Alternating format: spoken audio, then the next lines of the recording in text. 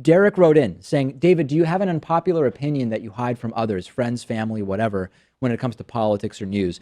I don't make it a secret that there are some areas in which I don't completely agree with the so-called left in the United States. These issues relate to, for example, I don't believe that women make 77 cents on the dollar compared to men in the United States. We've looked at that. The number is more like 91 cents. And that is something that I know in certain circles, if I were to say, it would cause tension. So it's not that I hide it from others, but I might just choose not to bring that up and say, hey, let's talk about my views about the gender pay gap, right? I wouldn't broach that issue unnecessarily or something like that. My critiques of the some of the protests, for example, to pick something recent, to the election of Donald Trump and the Women's March, I've said some aspects of it I found to be less than productive and not a good path forward. Critiques of identity politics, for example, realistic and sober rather than sort of unhinged and distorted understandings of the role of Islam in world terrorism.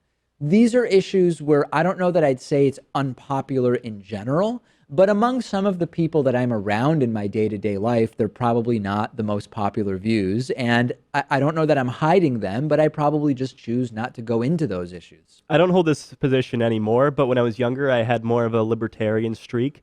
So I used to have this idea that private businesses should be able to discriminate and basically, On the basis of like whatever they want. On the basis of race or gender, not out of any, bigotry on my end, but just this idea that this is their business, they can do what they want. Okay. And that I would be, the first to boycott and to protest that business. But that they should have the right.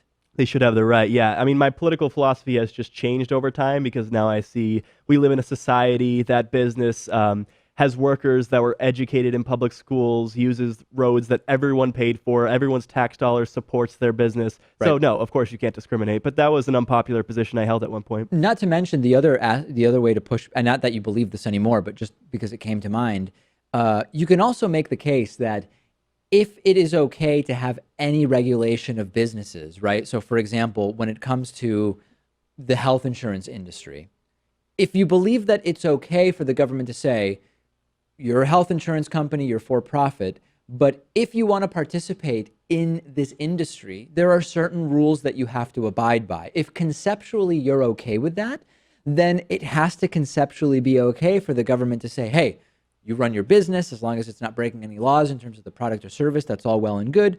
But we do have statutes which identify certain classifications of people, the basis of which can't serve to reject service to members of those classes.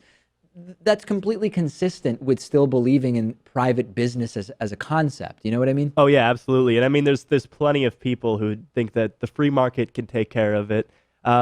Maybe it can in some instances, but when it comes to people's health, when it comes to people's education, they shouldn't be in charge of that. I would say also an unpopular opinion that I have is that I think that Deflategate was no big deal. And I don't mention that when I'm around people who hate the New England Patriots. I support the New England Patriots. I think that is an unpopular position, probably amongst their audience and certainly nationwide. Yeah, every time we talk about it, you should see the hate mail that I get.